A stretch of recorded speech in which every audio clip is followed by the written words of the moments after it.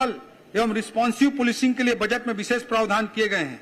आज आधुनिक युग में जिस तरह से समाज का आधुनिकीकरण हो रहा है, उसी तरह अपराध के भी नए नए रूप देखने को मिल रहे हैं, जैसे कि साइबर क्राइम, साइबर अरेस्ट आदि। इसी वर्ष 5 नवीन साइबर थाने बलौदाबाजार भाटापारा जिला, धमतरी, महासमुंद, जांजगीर चांपा तथा जसपुर में खोले जाएंगे।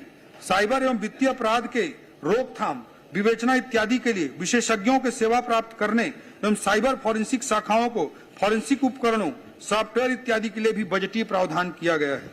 ड्रग्स जैसी व्यापक सामाजिक चुनौती से निपटने के लिए 10 जिलों रायपुर, महासमुंद, बिलासपुर, दुर्ग, बस्तर, सरगुजा, कबीरधाम, जसपुर, राजनांदगांव एवं कोरबा में एंटी नारकोटिक्स टास्क फोर्स के गठन हेतु 3 करोड़ रुपए का बजटीय प्रावधान किया गया है।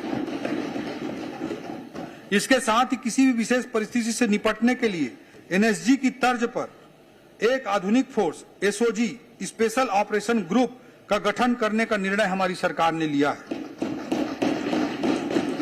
राज्य में बढ़ते औद्योगिकरण के परिप्रेक्ष्य में औद्योगिक इकाइयों की सुरक्षा की दृष्टि से केंद्र के सीआईएसएफ की तर्ज पर SISF state industrial security force के गठन का निर्णय करते हुए इस बजट में प्रावधान किया गया है। नक्सलवाद को समाप्त करने की लड़ाई में बस्तर फाइटर्स का सराहनीय योगदान रहा है और इसे देखते हुए इस वर्ष 3200 अतिरिक्त बस्तर फाइटर्स, 3200 अतिरिक्त बस्तर फाइटर्स के पदों के सृजन का प्रावधान किया गया है।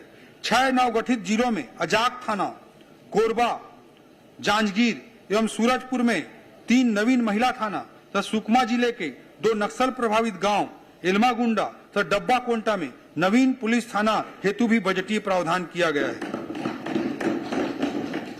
पुलिस बल को मजबूत करने के लिए एक नवीन भारत रक्षित वाहिनी का गठन किया जाएगा। इसके नवीन पदों के लिए बजट में 39 करोड़ रुपए का प्रावधान किया गया है। अध्यक्ष महोदय, जनसंपर्क विभाग शासन के कार्यों को जनता तक पहुंचाने का कार्य करता है। इस बजट में जनसंपर्क विभाग के लिए 550 करोड़ रुपए का बजटीय प्रावधान किया गया है। इस बजट में पत्रकार साथियों के समाज में विशेष योगदान को देखते हुए माननीय मुख्यमंत्री जी के निर्देश पर अनेक प्रावधान किए गए हैं।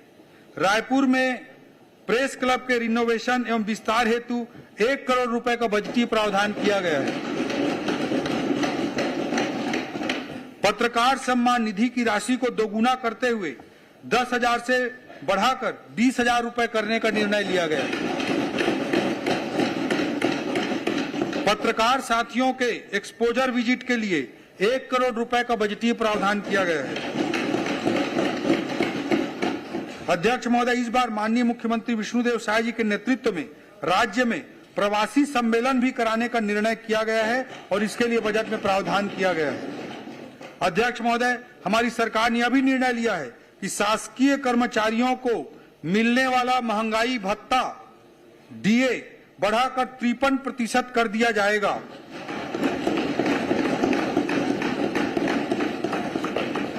और मार्च माह का वेतन जो अप्रैल में देय होगा, बढ़े हुए महंगाई भत्ते के साथ दिया जाएगा।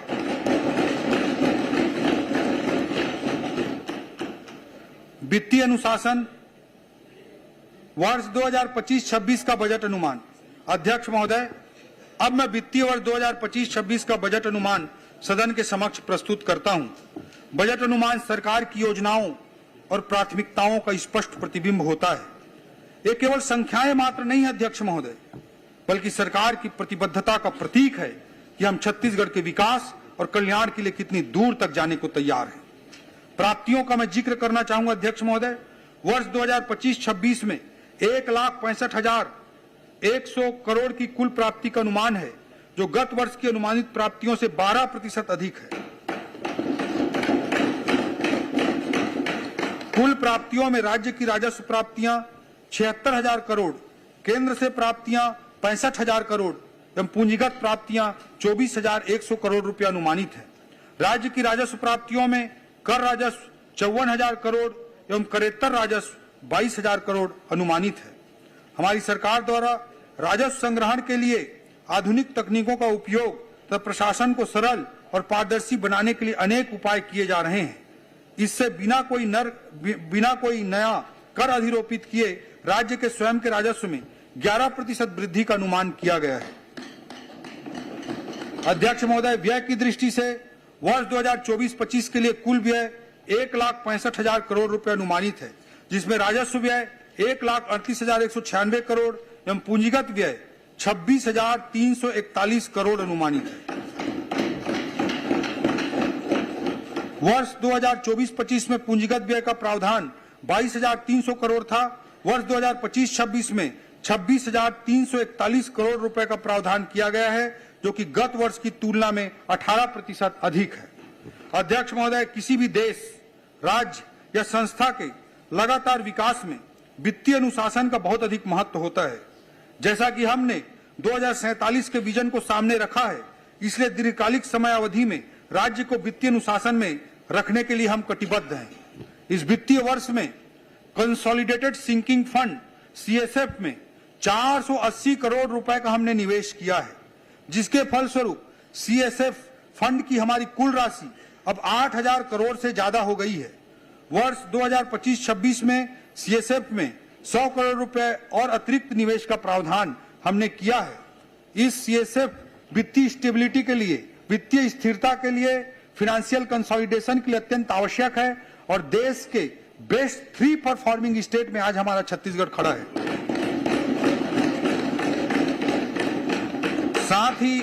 साथ ही गारंटी रिडेम्पशन फंड GRF में इस वित्तीय वर्ष में 500 करोड़ रुपए के निवेश का प्रावधान हमने किया है। CSF एवं GRF संबंधी मानकों के पालन में छत्तीसगढ़ देश के सर्वाधिक अग्रणी राज्यों में से है। अध्यक्ष महोदय, जैसा कि सबको विदित है कि सरकारी कर्मचारियों की सेवानिवृत्ति के बाद दी जाने वाली पेंशन का व्यय लगातार बढ़ रहा है। इसकी सुनियोजित ढंग से व्यवस्था बनाने हेतु हमने इस बार पेंशन फंड बनाने का निर्णय लिया है, जो वित्तीय स्थिरता को सुनिश्चित करेगा और भविष्य की पेंशन आवश्यकताओं को पूरा करने के लिए उपयोगी होगा। इसके लिए एक अधिनियम भी हम बनाएंगे और इस फंड के लिए 456 करोड़ रुपए निवेश का बजटीय प्रावधान भी हमने किया है। अध्यक्ष महोदय, पेंशन के भविष्य की लायबिलिटी को ध्यान में रखते हुए कदम उठाने वाले संभवतः हम देश के प्रथम राज्य होंगे। अध्यक्ष महोदय, खनिज संसाधनों से परिपूर्ण होने के कारण हमारे राजस्व में खनिजों पर रॉयल्टी का महत्वपूर्ण योगदान है। ज्यादातर रॉयल्टी खनिजों के मूल्य के प्रतिशत पर आधारित होती है, इसलिए अंतर्राष्ट्रीय कारणों से खनिजों के मूल्य में उतार चढ़ाव के कारण हमारे राजस्व में भी उतार चढ़ाव आता रहता है। इसको स्थिर करने हेतु एवं साथ ही निवेश का लाभ लेने एवं दीर्घकालिक विकास को लक्षित करते हुए ग्रोथ एंड स्टेबिलिटी फंड की भी स्थापना की जाएगी, जिसमें वर्ष 2025-26 में प्रारंभिक निवेश स्वरूप 100 करोड़ रुपए निवेश किया जाएगा। यह फंड दीर्घकालिक आर्थिक स्थिरता और प्रदेश के सतत विकास को सुनिश्चित करने का एक साधन बनेगा। अध्यक्ष महोदय, राजस्व एवं राजकोषीय घाटा, रेवेन्यू एंड फिस्कल डेफिसिट की दृष्टि से मैं बताना चाहूंगा कि राज्य की कुल राजस्व प्राप्तियां 1,41,000 करोड़ एवं कुल राजस्व व्यय 1,38,196 करोड़ अनुमानित है। अतः वर्ष 2025-26 में कुल 2,804 करोड़ का राजस्व आधिक्य अनुमानित है। वर्ष 2025-26 में राज्य का सकल वित्तीय घाटा 22,900 करोड़ रुपए अनुमानित है, जिसमें केंद्र से पूंजीगत व्यय हेतु विशेष सहायता ऋण SCA 4,000 करोड़ रुपए को हमने शामिल किया है। इसे कम करने पर राज्य का शुद्ध वित्तीय घाटा 18,900 करोड़ रुपया होगा, जो राज्य के GDP सकल घरेलू उत्पाद का 2.97% है। यह RBI के FRBM सीमा, जो RBI ने निर्धारित की है कि GSDP के 3% के नीचे होना चाहिए, उसके नीचे GDP के 3% के भीतर है। यह हमारे कुशल वित्तीय प्रबंधन का परिचायक है और साथ ही मैं सदन को यह स्पष्ट करना चाहूंगा कि हम FRBM और वित्त आयोग द्वारा निर्धारित सीमाओं का अक्षरशः पालन करेंगे। अध्यक्ष महोदय, पूरे बजट में हम सभी का ध्यान व्यय के लिए किए गए बजट प्रावधानों पर होता है, किंतु श्री विष्णुदेव साय जी के कुशल नेतृत्व में हमने पूरा साल सरकार के आय बढ़ाने पर भी विशेष ध्यान दिया है। इसी का प्रतिफल है कि इस वर्ष स्टाम्प एवं पंजीयन से होने वाले आय में 19% की वृद्धि दर्ज की गई है। परिवहन से आने वाले आय में 17% की वृद्धि दर्ज की गई है। आबकारी के आय में 21% और जीएसटी से आने वाले आय में 15% से अधिक की वृद्धि हुई है। यह केवल और केवल हमारी सरकार की ईमानदार प्रयास का नतीजा है। अध्यक्ष महोदय, कर प्रस्तावों के अंतर्गत कुछ मैं महत्वपूर्ण बिंदुओं का उल्लेख करना चाहूंगा। अध्यक्ष महोदय, केंद्र में भी माननीय प्रधानमंत्री नरेंद्र मोदी जी की सरकार ने सभी वर्गों को राहत देते हुए आयकर में छूट की सीमा को अभूतपूर्व रूप से बढ़ाकर 12 लाख कर दिया। इससे निश्चित तौर पर जनमानस के व्यय योग्य आय एवं बचत में वृद्धि होगी। इससे वस्तुओं और सेवाओं के उपभोग में अर्थव्यवस्था में उछाल आएगा।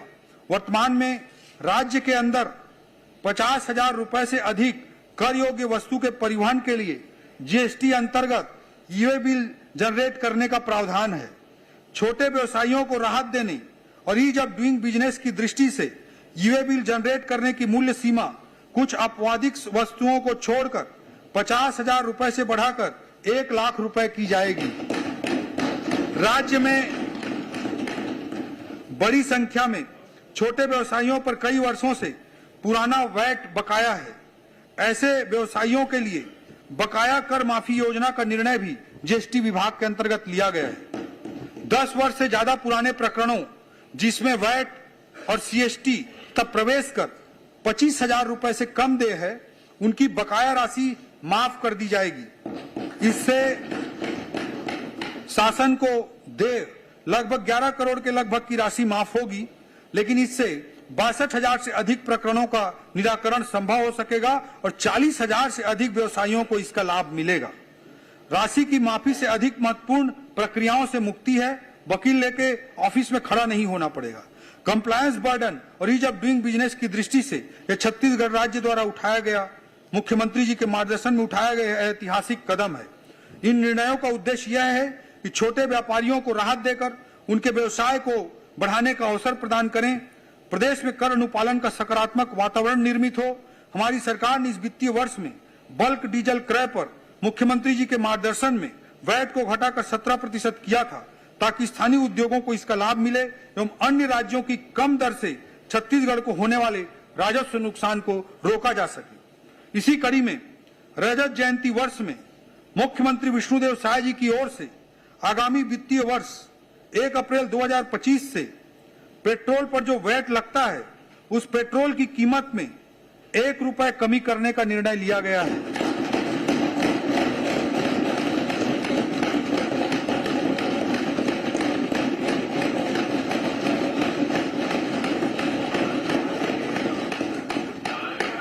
अध्यक्ष महोदय, यह बजट एक इंक्रीमेंटल बजट नहीं है। 10% बढ़ाकर अनुमानों को आंकड़ों में सजाकर प्रस्तुत कर देने का नाम बजट नहीं होता। अध्यक्ष महोदय, यह बजट छत्तीसगढ़ की ग्रोथ स्टोरी के प्रति हमारी आस्था का प्रतीक है। आस्था के एक अर्थ है aspirational, S strategic, T transformational, H honest, A action. अध्यक्ष महोदय, यह बजट छत्तीसगढ़ की ग्रोथ स्टोरी के प्रति हमारी आस्था का प्रतीक है। यह बजट एस्पिरेशनल है, यह बजट स्ट्रेटेजिक है, यह बजट ट्रांसफॉर्मेशनल है और यह बजट हमारे ऑनेस्ट एक्शन की एक रूपरेखा है।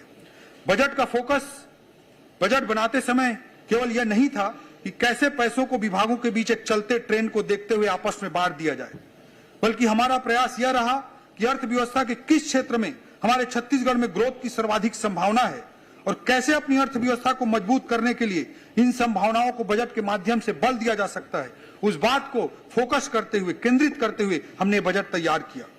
अध्यक्ष महोदय, पिछले बजट में मैंने ज्ञान का जिक्र किया था। ज्ञान को अगर हमें आगे बढ़ाना है तो गति को हमें अपनाना ही पड़ेगा। ज्ञान तथा गरीब, युवा, अन्नदाता और नारी का कल्याण करना है।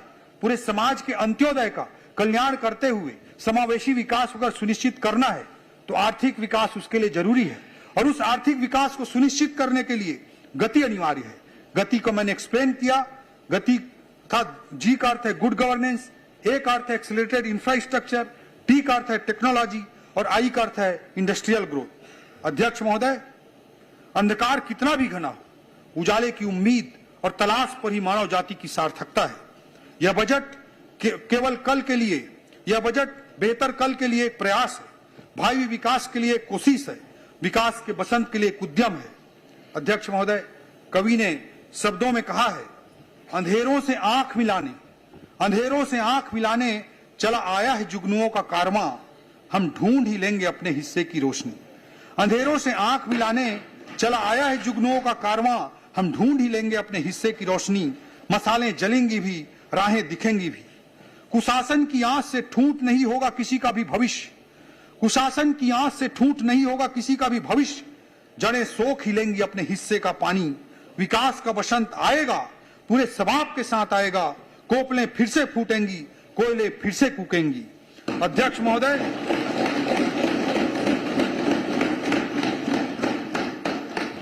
महोदय, इन्हीं शब्दों के साथ मैं वर्ष 2025-26 का वार्षिक वित्तीय विवरण तथा अनुदान की मांगे इस सम्मानीय सदन के समक्ष आपके माध्यम से प्रस्तुत करता हूं। जय भारत, जय छत्तीसगढ़।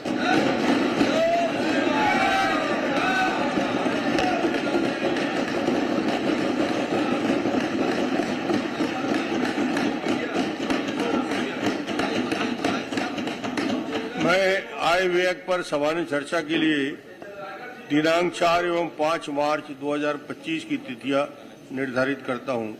आय व्यय में सम्मिलित अनुदानों की मांगों पर कटौती प्रस्ताव की सूचना मंगलवार दिनांक 4 मार्च 2025 को मध्याह्न 12 बजे तक ली जा सकती है। कटौती प्रस्ताव के प्रपत्र सूचना कार्यालय से प्राप्त कर सकते हैं। सभा की कार्यवाही मंगलवार दिनांक 4 मार्च 2025 11 बजे तक के लिए स्थगित है। तो वित्त मंत्री ओपी चौधरी ने 25वां बजट पेश किया और इस बजट में हर वर्ग का ध्यान रखा गया है। सरकारी कर्मचारियों का भी ध्यान रखा गया। व्यापारियों के 25,000 से ज्यादा का जीएसटी यहां पर देना होगा। और ये बड़ी खबर, सरकारी कर्मचारियों का डीए 53% किया गया है। व्यापारियों के 25,000 से ज्यादा का जीएसटी का बकाया माफ होगा। पेट्रोल के वैट में 1 रुपए की कमी सरकार ने की है। स्टाम्प ड्यूटी से 12% सेस को हटाने का फैसला लिया गया है। एनएसजी की तर्ज पर एसओजी का गठन प्रदेश में होगा। सरकारी कर्मचारियों का डीए 53% किया गया है। तो इस बार गति थीम पर यह बजट है। गति में जी का अर्थ गुड गवर्नेंस, ए का अर्थ एक्सेलरेटिंग इंफ्रास्ट्रक्चर, टी से टेक्नोलॉजी और आई का मतलब इंडस्ट्रियल ग्रोथ से है। और इसके पहले ज्ञान थीम पर बजट पेश किया गया था वित्त मंत्री ओपी चौधरी की ओर से। ओपी चौधरी ने बताया कि महतारी वंदन योजना के लिए 5,500 करोड़, पीएम आवास के लिए 8,500 करोड़ और पीएम श्री स्कूल के लिए 277 करोड़, स्वास्थ्य योजनाओं के लिए 1,500 करोड़। इसके अलावा रायपुर से दुर्ग के लिए मेट्रो रेल सर्वे के लिए 5 करोड़ रुपए का प्रावधान किया गया है। रायपुर में आईआईएम, एम्स, एनआईटी, आईआईटी और रायपुर में एक भी राष्ट्रीय स्तर का संस्थान नहीं था। आज रायपुर में आईआईएम भी है और एम्स भी है। ये तमाम बातें कही गई हैं ओपी चौधरी की ओर से।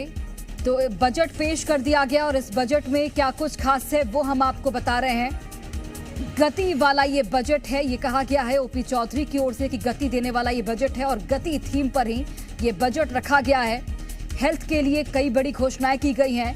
मेडिसिटी का निर्माण होगा। इसके अलावा महतारी वंदन के लिए एक बड़ा बजट दिया गया है।